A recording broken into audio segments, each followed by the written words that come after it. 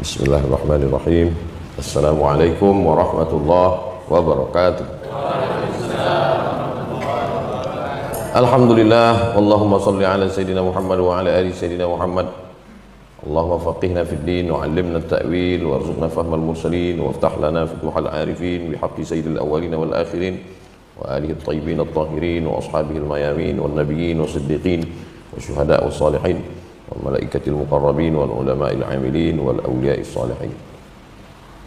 Qala al-imam Muhyiddin Abu Zakaria Yahya bin Sharaf An-Nawawi bi sanadihi al-muttasil ila Nabi sallallahu alaihi wasallam. Imam Muhyiddin Abu Zakaria Yahya bin Sharaf An-Nawawi dengan sanadnya berkata dalam kitab Riyadhus Shalihin hadis 232, wa an Jundub bin Abdillah, dari Jundub bin Abdillah radhiyallahu anhu, qala, dia berkata, qala Rasulullah sallallahu alaihi wasallam, Rasulullah SAW bersabda, man shalla, siapa yang salat salat as-subhi, salat subuh, siapa yang salat subuh, fa huwa fi zimmatillah, maka dia di dalam zimmah. Kafir terbagi kepada dua, satu kafir harbi, satu kafir zimmi. Zimmi itu dari kata zimmah, ahlu zimmah, orang yang mendapat perlindungan umat Islam. Dia bayar pajak, namanya jizyah, karena dia tinggal di mayoritas umat Islam, dia aman, tak diganggu. Kalau datang musuh dari luar mengganggu dia, wajib kita membela dia. Man adza zimmiyan faqad adzani, siapa yang menyakiti orang zimmi, maka dia sama dengan mengganggu aku. Jadi misalnya kita orang Islam di suatu daerah pemerintahan Islam, ada yang tidak Islam. Macam mana membedakan zimmi dengan harbi? Dua. La yanhakumullahu 'anil ladzina lam yuqatilukum fid din wa lam yukhrijukum min diyarikum. Kalau mereka memerangi kamu, mengusir kamu dari kampung halaman kamu, maka dia harbi. Yang ada di Palestina, Yahudi, itu harbi karena memerangi dan mengusir. Yang ada di Serbia, harbi karena dia memerangi dan mengusir umat Islam di Bosnia. Tapi kita yang ada di Riau ini zimmi, karena dia tidak memerangi kita dan tak mengusir kita, maka dia di dalam perlindungan. Saya mau menjelaskan makna zimmati. Siapa yang sholat subuh, fahuwa fi zimmatillah, maka dia dalam perlindungan Allah, di dalam penjagaan Allah. Sebagaimana orang zimmi dijaga oleh Khalifah Amirul Mukminin, tak boleh diganggu, tak boleh ada orang yang menumpahkan darahnya, mengambil hartanya, begitulah orang yang sholat subuh itu dijaga Allah Subhanahu wa ta'ala. Ustadz ini menyampaikan hadis ini di An-Nur. Man shalla subha, siapa yang sholat subuh, kana fi zimmatillah, maka dia di dalam perlindungan Allah. Balik sholat subuh, ditabrak angkot Ustadz, jamaah itu meninggal. Komplain jamaah, katanya kalau meninggal dalam perlindungan Allah, kenapa ditabrak angkot dia Ustadz? Di WA-nya saya yang menyampaikan hadis, bukan saya. Kalau mau saya jawab, bukan aku yang menyampaikan hadis, tanya lagi dia. Jadi pemahaman orang ini begini, pemahaman dia, kalau kita dijaga Allah, maka kita tidak ditabrak angkot, kita tidak masuk parit, kita tidak sakit, kita tidak rugi. Kalau kita dijaga Allah, maka kita akan senang, kenyang, tenang, lenang, menang. Ini pemahamannya perlu diluruskan. Ketika Islam datang, yang diluruskan Islam itu bukan cuma cara berpakaian, bukan cuma aksesoris, tapi cara pandang melihat sesuatu. Ada sahabat Nabi ikut perang, mati. Apakah dia tidak dijaga Allah? Dia dijaga Allah. Justru dengan mati itulah dia dijaga Allah. Dengan mati itulah dia tak buat dosa lagi. Jadi pemahaman kita tentang penjagaan Allah. Saya Pak Ustadz, anak muda buka usaha bisnis, bangkrut. Padahal saya udah ngaji, saya udah sholat. Justru dengan bangkrut kau, itulah sebenarnya kau dijaga Allah menurut pandangan hakikat. Kenapa? Karena kalau kau berhasil, sukses, punya mobil sport, jadi playboy cap tupai kau. Tidak ada yang jelek dalam pandangan Allah. Paham kan yang saya sampaikan nih? Memandang sesuatu dengan pandangan Allah, bukan pandangan kita. Kalau pandangan kita ini begini, sakit berarti tak dijaga Allah, sehat dijaga Allah, miskin berarti tak dijaga Allah, kaya dijaga Allah. Itu cara pandang kita. Cara pandang Allah tak begitu. Ku buat kau susah biar supaya sujud kau lebih lama. Ku buat kau susah biar supaya air mata kau menetes tengah malam. Kau kalau kaya sedang susah aja bangun jam 7, apalagi kalau kaya. Jadi kita meminta sama Allah itu menurut pandangan Allah, bukan menurut pandangan kita. Sebelum Islam datang, mereka menganggap sakit, miskin, susah, laknat. Setelah Islam datang, berubah cara pandang. Ma yusibul mu'min min nasabin wala wasabin wala saqamin wala syaukin yashtakuha. Gundah gulana, sakit, lemah badan, duri mencucuk tapak kaki, bukan laknat, tapi cara Allah untuk menghapuskan dosa-dosa. Sehingga kita selalu berpikir positif, selalu melihat sesuatu itu baik. Kata orang tak baik, tapi kata kita baik. Baik menurut pandangan Allah. Jadi jangan nanti setelah antum menyampaikan hadis ini kan ceritanya nih, antum akan menyampaikan hadis ini nanti di kampung halaman, di kantor, di sekolah, di tempat kerja. Man shalla salata subhi fahuwa fi zimmatillah. Siapa yang salat subuh dia dalam lindungan Allah. Dari mulai pagi keluar dari masjid selop hilang, helm kena hujan, kena tilang, sampai di kantor kena marah.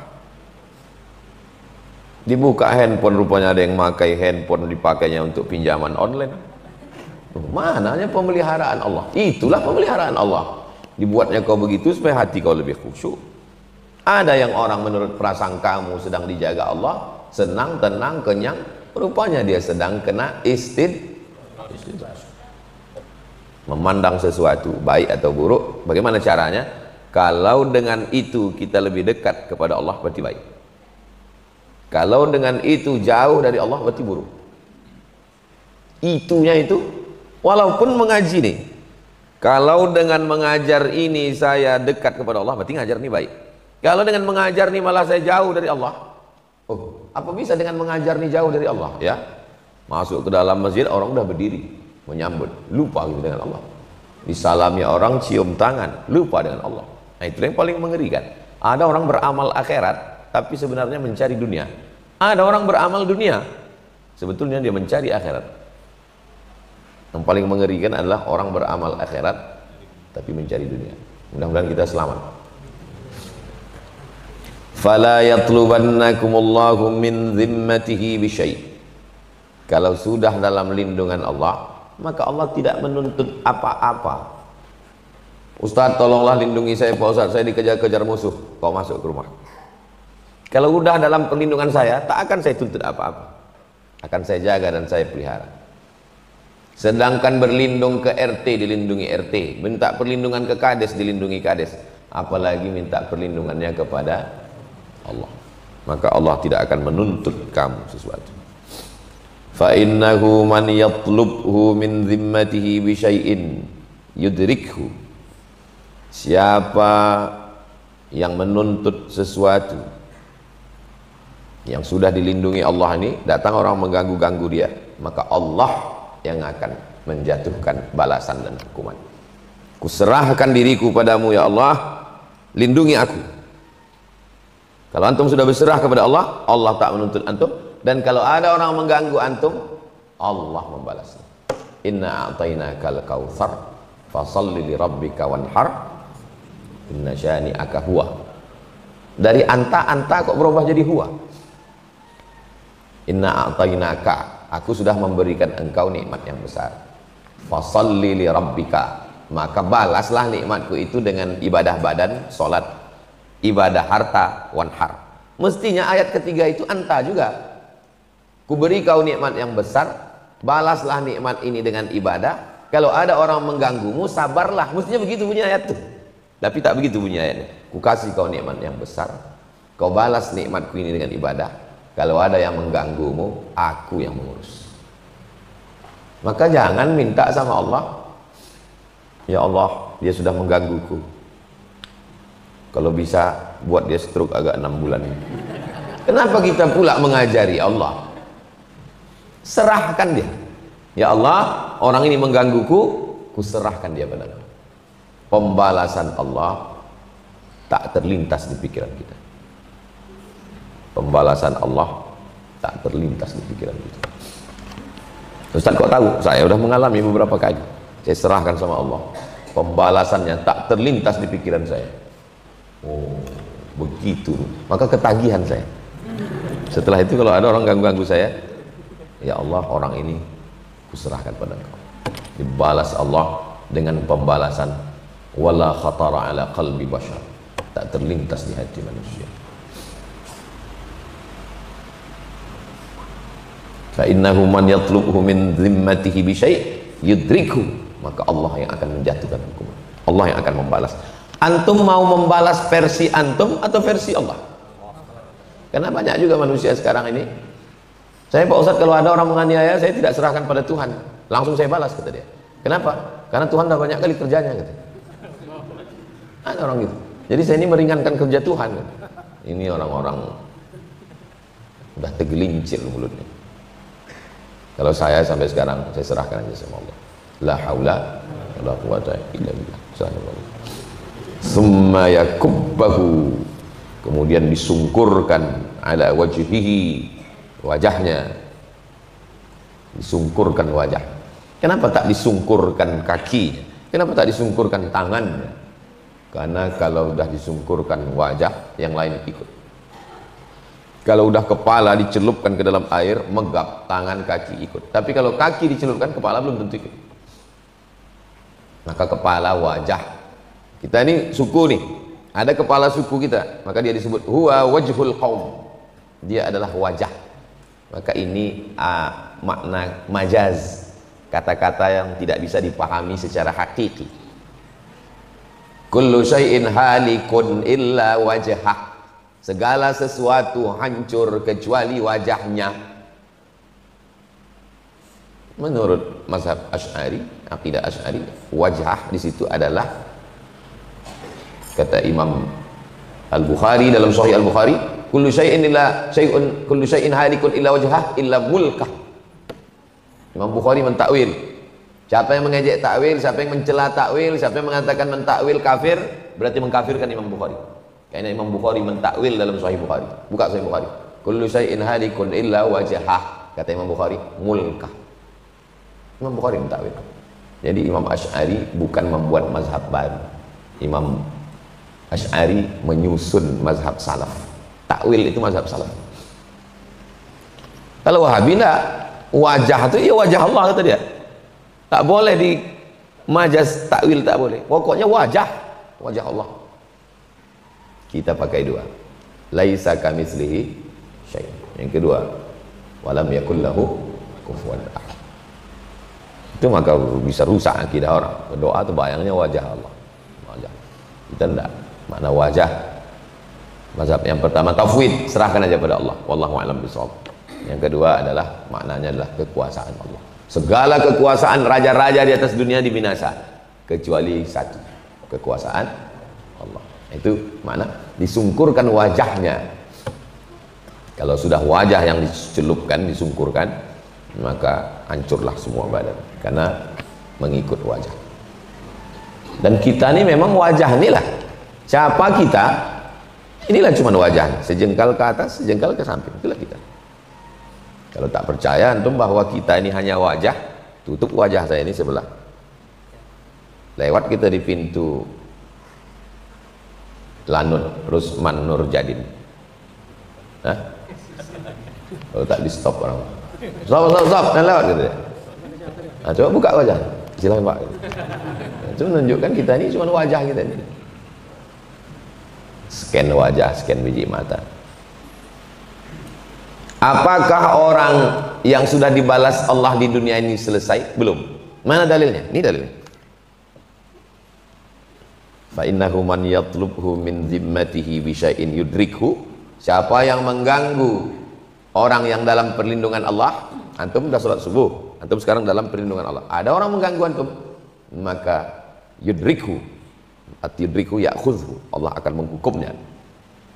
Terus selesai di dunia, thumma yakubbahu, kemudian di akhirat nanti disungkurkan Allah Subhanahu wa taala ala wajhihi fi nari jahannam, di dalam neraka jahannam.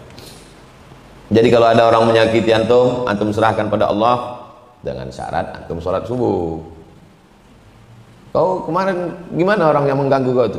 Udah aku serahkan pada Allah. Tak pernah aku tengok kau sholat subuh. Serahkan semua pada Allah. Sholat subuh. Kenapa tak sholat maghrib? Sholat subuh yang paling berat, melawan kantuk, melawan dingin, sanggup. Apalagi sholat maghrib. Jadi pengambilan hukumnya gitu, jangan subuh aja. Itu maka disebut dengan biker subuhan. Apalah salahnya dibuat situ biker 5 waktu qobliyah dan ba'diyah. Kenapa mesti subuh? Karena bahasa itu ambil yang simple, yang singkat. Fala taqul lahuma uff, jangan katakan ah. Terus kok ada orang menempeleng emaknya, menyipak bapaknya? Kenapa kau tempeleng emak kau? Kenapa kau sipak bapakmu? Yang nggak boleh itu kan mengatakan ah Pak Ustaz. Kalau menempeleng boleh. Zohiri ini hanya memahami zohir, memahaminya bukan begitu. Sedang mengatakan ah tak boleh, apalagi mukul, mengusir, menuntut ke pengadilan. Dituntutnya emaknya, ayahnya ke pengadilan hanya karena mengambil sebatang pohon, lalu dituntut ke pengadilan. Pas ditanya kenapa kau tuntut, ya nggak boleh mengatakan ah, kalau dituntut boleh. Jadi banyak sekali perangkat untuk memahami ayat dan hadis Nabi itu. Tidak bisa dibaca terjemahnya, dipahami sendiri. Ada nahwu, ada sharaf, ada balaghah, ada ma'ani, ada bayan, ada mantik, ada usul fiqih. Barulah kita bisa menarik kesimpulan. Kata Imam Jalaluddin Abdurrahman As-Suyuti dalam Al-Itqan fi Ulumil Quran, 16 ilmu untuk memahami Al-Quran. Itulah maka dibaca itu di pondok-pondok untuk memahami teks. Apa paham maknanya, bukan sekedar tahu terjemahnya. Rawahu Muslimun, hadis ini ada dalam kitab Muslim. Ibn al-Hajjaj al-Qushairi an-Naisaburi meninggal tahun 261 Hijrah.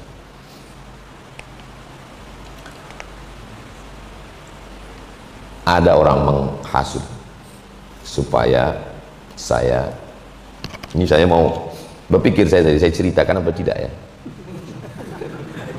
Saya ceritakan satu contoh aja lah. Satu contoh biar supaya antum lebih yakin bahwa kalau kita tidak balas, kalau kita serahkan pada Allah, Allah balas dengan balasan yang tak terlintas di pikiran kita. Jadi saya mau ke Malaysia, penggalangan dana Pondok Pesantren Alumni Gontor. Nah, diundang saya untuk acara penggalangan dana. Rapat dulu di Jalan Arifin Ahmad. Selesai rapat, orang ini mau buru-buru ke airport. Oh, ayo kami ke airport. Saya tanya, ngapain ke airport? Pimpinan Gontor datang, Kiai Haji Hasan Abdullah Sahab. Loh, ada Kiai datang? Iya. Boleh saya ikut, saya bilang. Mana tahu intern santri aja. Saya kan tidak alumni. Boleh saya ikut? Boleh. Tapi saya pakai sendal jepit. Gontor ini kan disiplin, pakai jas, pakai dasi, pakai sepatu. Kalau diusir kita pakai sendal kan malu. Saya kalau segala sesuatu itu saya tak mau seradak dulu. Saya tanya dulu, apakah ini enteren? Enggak, boleh. Apakah wajib pakai sepatu? Enggak, pakai sendal. Kalau gitu saya ikutlah. Ya. Sampai di ruang VIP penerimaan tamu airport tuh, tunjuk, Kiai ini Abdul Somad. Langsung ditunjuk Kiai Abdul Somad. Iya. Lazim tahdur ila Gontor. Kau wajib datang ceramah ke Gontor. Mau pucat lagi dah. Saya bukan tamat di Gontor, kan pernah sekolah ke sana. Suruh pula ceramah ke situ. Ceramah di Gontor bukan sama macam ceramah di SMK. Masa rasa menyesal pula saya datang. Aduh, kok tahu begini. Nah, pas mau berangkat, ada orang menghasut supaya Somad ini jangan bawa. Saya dikasih tahu setelah di pesawat. Saya duduk di pesawat, cerita orang sebelah saya. Ada yang tadi malam datang sampai jam 2 malam. supaya kau. Lama saya termenung. Saya bilang kalau cerita ini tadi waktu masih di airport Sultan Syarif Kasim, aku batalkan terbang. Aku paling males gini. Udah di atas pula cerita. Mana mau turun? Mau tak mau, suka tak suka, sampai juga pesawat nih. Akhirnya saya pun menyampaikan 5 tausiah. Lancar semuanya, alhamdulillah. Di masjid, di depan masjid, di keluarga besar, di Universitas Darussalam, Unida, lalu kemudian ada satu kajian. Semuanya lancar, semuanya sempurna, karena saya merasa ini paling berat, sekolah kampus yang paling hebat, kita masuk ke sana, ditolong Allah SWT. Macam mana pembalasan Allah? Pembalasan Allah tak terlintas di pikiran saya, tak tahu entah terlintas di pikiran atau tidak. Saya dinikahkan sama Kiai Gontor dengan muridnya, dengan santrinya, diantarnya ke rumah saya yang dalam rimbo panjang, yang jalannya lubangnya sebesar kolam lele. Bukan aspal, waktu Kiai itu masuk belum ada aspal, masuk dia ke dalam, diantarnya saya ke rumah itu, ditanda tanganinya prasasti asrama, itu kan tanda tangan Kiai. Dia menikahkan saya, dia duduk di pelaminan menggantikan almarhum ayah saya, menggantikan almarhumah emak saya. Tak terlintas di pikiran saya. Sampai sekarang saya masih menganggap itu mimpi paling indah dan mimpi paling jelek bagi yang menghasut saya. Bayangkan nanti, mungkin dia pun tak terpikir akan begitu pembalasan Allah. Jadi antum tak usah balas, serahkan pada Allah. Doakan orang yang menganiaya antum itu panjang umur, supaya dia bisa menikmati itu semua. Maka kalau saya dizalimi orang, ya saya doakan dia panjang umur, supaya dia menengok kesuksesan saya. Berarti Ustaz dendam? Enggak, ingat aja. Itu salah satu contoh. Banyak contoh-contoh lain, nanti kita bahas 4 mata. Karena kalau tak saya ceritakan, nanti bilang, Ustaz katanya dibalas Allah, apa pembalasannya? Ini kan pembalasan. Ada lagi pembalasan. Saya mengurus surat izin, map saya itu tidak dibuka selama 1 bulan di atas meja. Ini map saya, tumpuk di atas. Map saya paling bawah. Saya tanya sama yang meletakkan, udah kau intip mapku? Sudah Pak. Di mana? Paling bawah. Map. Tak dibuka-bukanya, tidak, saking kan busuknya tidak. Map saya dibuat paling bawah. Datang saya ke rumahnya, gimana Pak map saya itu? Bilang, aku mau surat izin ini. Iya nanti. Sebulan lagi setelah itu, saya tanya sama yang bawa map, ada kau tengok mapku geser? Enggak gitu. Suruhnya saya datang ke rumah. Datang saya ke rumahnya jam 7. Jam 7 saya datang, jam 10 baru disambutnya. Terduduk di lantai tak pakai alas, dia mau menjatuhkan saya sejatuh-jatuh. Terduduklah dari jam 7 sampai jam 10. Ada tamu di situ, kawan saya dari Jambi. Saya tanya, kalian datang sini udah lama? Dari jam 3 katanya. Mak, aku jam 7. Kenapa kalian tak nelpon dulu? Kata dia, datang saja. Rupanya orang ini psikopat, sakit jiwa. Dia memang menikmati menengok orang susah. Jangan-jangan dia pasang CCTV terus dia tonton dari jauh. Nah, mantap, susah kan? Susah kan? Jam 10 datang dia dengan segala kebesarannya, menengok kami duduk di lantai. Masuk kata dia. Masuklah, saya menghadap mau tanda tangan. Saya tanda tangani proposal Anda, mohon izin, di depan Kabinda, Kepala Badan Intelijen Daerah. Dia, saya, Kabinda. Dia mau menunjukkan bahwa dia hebat. Selesai, hari berganti, musim berubah. Habis itu terjadi fitnah pilpres. Saya dituduh mengkampanyekan salah satu capres. Antum bisa tonton video saya itu dari awal sampai akhir, buat transkripnya, bawa ke pengacara, tidak ada satupun kalimat yang keluar dari mulut saya itu mengajak masyarakat mencoblos dia, tak ada. Karena isi kalimatnya, kalau Bapak terpilih jangan undang saya ke istana, jangan kasih saya jabatan. Tak ada ngajak orang. Kalau saya mau pakai hukum, menang saya. Tapi masalahnya kan bukan hukum, karena saya tak punya kekuasaan. Mau tak mau saya keluar dari PNS. Saya serahkan pada Allah. Saya pun lupa, sibuk ceramah ke sana kemari, ke sana kemari. Saya pun lupa. Datang kawan ngasih tahu, Mat, iya, dia sudah masuk gol. Datang saya menyampaikan khutbah di LP Sialang Buku. Dari mulai pintu ke tempat khotib itu orang berdiri menyambut saya. Saya di atas mimbar, dia duduk di bawah. Tak terpikir saya itu bagaimana Allah membalas. Dan sekarang masuk lagi vonis kedua, 9 tahun lagi. Tak terpikir. Saya pun sedih mendengarnya. Tapi gimana lah, bukan kemauan saya, kemauan Allah SWT. Cuman seru kan? Seru pembalasan Allah. Coba kalau saya datang mengamuk-ngamuk, datang saya mengamuk itu, datang kalau saya tanya ini, direkam orang. Jejak digital itu menyakitkan, guys. Saya tahu, tak ada saya ngamuk-ngamuk, tak ada saya marah-marah. Serahkan pada Allah. Inna syani'aka wal abtar, ayat Quran. Kalau hadis nabinya, fa innahu man yatlubhu min dhimmatihi bi syai'in yudrikhu, Allah sendiri. Tsumma yakubbahu ala wajhihi fi nari jahannam. Hidup antum panjang, macam-macam nanti yang akan antum alami. Jadi nasihat ini insyaallah dalam ke hati antum.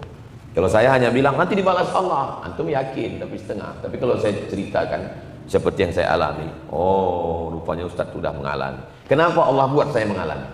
Supaya lebih yakin saat menyampaikan.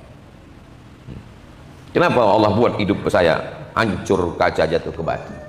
Supaya waktu menyampaikan itu lebih yakin. Karena orang kalau hidupnya enak-enak, nyaman-nyaman aja, dia sendiri pun tak yakin, tidak. Kalau saya yakin, saya tentang pembalasan Allah tuh yakin, saya yakin-yakinnya, karena saya mengalami langsung, bukan dengar cerita orang.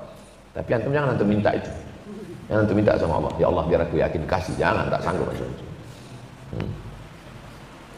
Wa an ibni Umar, dari Ibnu Umar, nama dia Abdullah bin Umar radhiyallahu anhuma. Allah meridhai keduanya maksudnya anaknya Abdullah dan ayahnya Umar bin Khattab, saudara Hafsah istri Nabi. Jadi adik ipar Nabi Abdullah bin Umar radhiyallahu anhuma. Anna Rasulullah SAW qala, Nabi berkata, al muslim akhul muslim, muslim itu bersaudara. Sebelumnya muslim teman, kawan, sahabat. Itu siapa? Kawan saya. Itu siapa? Sahabat saya. Itu siapa? Teman saya. Setelah Islam datang berubah. Itu siapa? Akhi, saudara. Saudara dari bahasa Sanskerta. Udara, perut. Perut nih udara. Satu. Seudara, seperut. Saudara. Jadi kalau saya katakan saudara, seperut. Berbahasa awaknya saparwi. Apa maksudnya seperut? Kita nih seperut.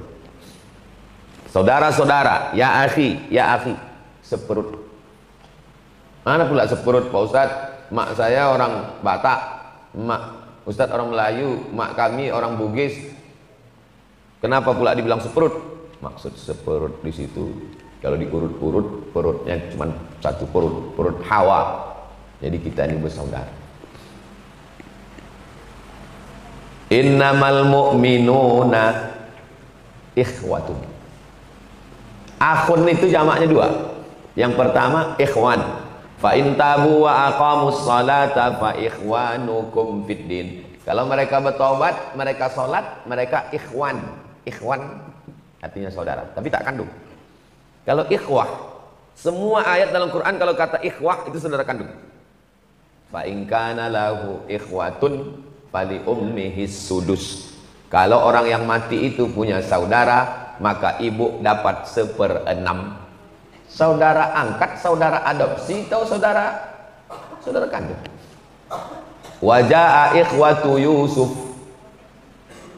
fadakhalu alaih, datanglah saudara-saudara Yusuf, saudara kandung.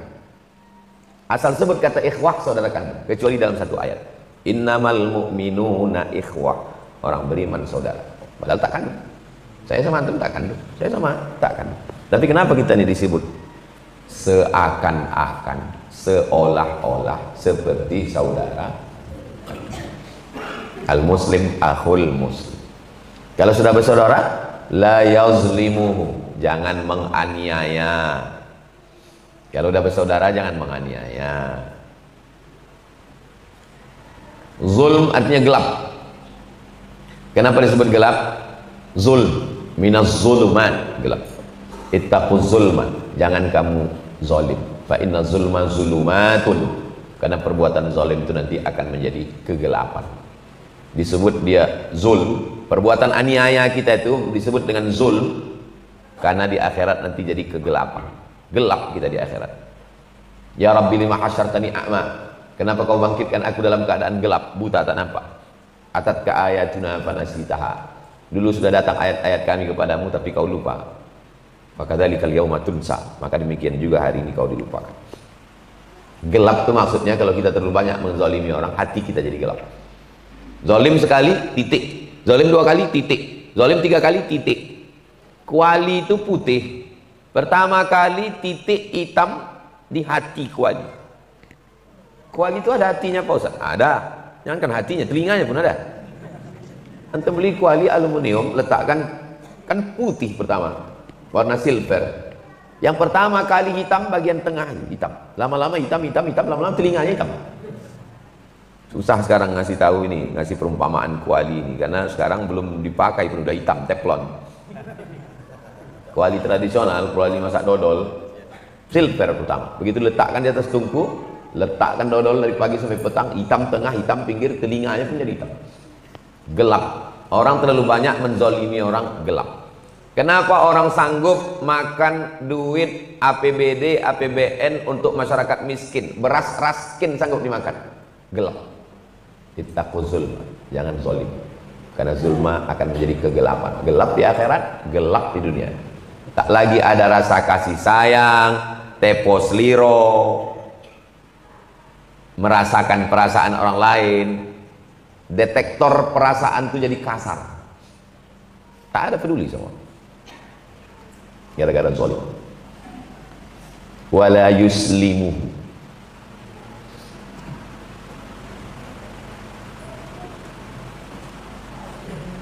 jangan menyerahkannya ke musuh. Kita kan udah bersaudara nih, terjadi perang, nauzubillah, datang pasukan musuh. Ada si fulan di sini dari jam 5 tadi, dari situ kalau kau mau ada, masuk. Nah. Ada dia di sini, dia tak ada di sini. Betul dia tak ada di sini. Wallahi tallahi billahi dia tak ada di sini. Nah, pergi orang. Pulang datang istri sama antum, anak antum. Antum kan udah ngaji Riyadhus Shalihin dia. Tadi waktu musuh itu datang nanya, kok abang bilang wallahi tallahi billahi dia tak ada di sini. Memang tak ada di sini, tanganku kan nunjuk di sini, dia tak ada. Dia ada dalam. Nya leluri tabung. Atak musuh memang. Dia tidak ada di sini. Datang razia. Mu'tazilah 3 kali sultan itu Mu'tazilah, baru berpindah ke Ahlussunnah. Mu'tazilah mengatakan Quran ini bukan qadim. Quran itu kata dia hadis bahari. Semua ulama diperiksa, siapa yang mengatakan Al-Quran qadim dihukum karena tak sesuai dengan rezim Mu'tazilah. Tangkap mereka Imam Syafi'i. Apa pendapatmu tentang Quran wahai Imam Syafi'i? Kata Imam Syafi'i, Zabur, Taurat, Injil, Quran, keempat-empatnya ini bahari. Keempat-empat ini bukan qadim. Selamat dia tadi tangkap. Banyak orang, masa kau bilang Quran, Zabur? Ya keempat-empat nih, 1, 2, 3, 4. Keempat-empat ini ya ini. Ini kan baru. Al-harbu khid'ah, perang itu tipu muslihat. Ini suasananya perang, jangan ini antum pakai ini juga ini. Jangan antum pakai. Kalau tidak perang pakai ini namanya hilah, berkilah. Tak boleh antum berkilah. Jangan antum pakai fikih kilah ini untuk membohongi dosen. Di mana Kosma? Tegak antum jalan. Sudah di jalan. Hanya sekedar untuk berkilah. Itu bohong itu. At-tadlis akul kadhib. Tadlis namanya, saudara bohong, lama-lama bohong. Man kana fi hajati akhihi, siapa yang menolong hajat saudaranya, kana Allah fi hajatihi, maka Allah melepaskan hajat dia. Kalau ada hajat kawan kita, tolong lepaskan. Nanti kalau kita punya hajat, dilepaskan Allah. Saya ke Bandung, jumpa sama kawan saya, dililit utang bermiliar-miliar. Lalu saya tanya, cemanalah kau bisa lepas dari jeratan hutang? Aku pergi ke kampung, ku cari di kampung itu orang yang paling susah, yang paling banyak utangnya di warung, yang tak berani keluar rumah jumpa tetangga. Lalu ku tanya sama orang warung, berapa utang dia? Sekian. Ku lunasi semua, ku suruh catat, ku kasih ke rumahnya tanpa dia tahu siapa yang bayar. Sejak itulah lepas aku semua. Mau mengamalkan hadis Nabi, man kana fi hajati akhihi kana Allahu fi hajati. Kalau mau antum lepas urusan antum, lepaskan orang lain. Karena tak ada yang sulit bagi Allah. Innama amruhu idza arada syai'an ayaqula lahu kun fayakun. Wa man farraja an muslimin kurbatan, siapa yang melepaskan satu kesulitan, kesusahan, kepayahan orang muslim, farrajallahu anhu biha kurbatan min kurabi yaumil qiyamah. Ini kaitannya dengan hari kiamat. Kalau yang pertama tadi dunia, kalau antum mau lepas dari kesulitan dunia, lepaskan orang. Kalau antum mau lepas pula dari kesulitan akhirat, lepaskan kesulitan orang di dunia. Ada orang kesulitan, kepayahan, tolong dia, lepaskan, Allah lepaskan di akhirat. Man satara musliman satarahullahu yaumal qiyamah, siapa yang menutup aib saudaranya, maka Allah akan menutup dosa-dosanya pada hari kiamat. Kalau ada kawan silap, salah, taubat, jangan antum buka lagi, sedang Allah sudah mengampuni dia. Mengapa pula kita membuka aib dia? Satarahullahu yaumal qiyamah. Muttafaqun alaih. Hadis ini ada dalam Sahih Al-Bukhari, ada dalam Sahih Muslim.